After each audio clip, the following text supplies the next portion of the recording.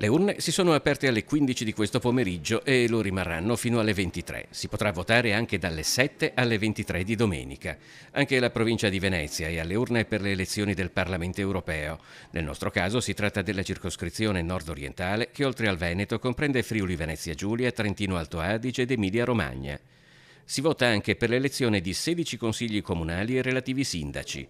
4 comuni che superano i 15.000 abitanti, Spinea, Portogruaro, Scorzè e Noale, potrebbero tornare alle urne tra 2 settimane per il turno di ballottaggio in caso nessuno dei candidati sindaco superasse il 50% più uno dei voti.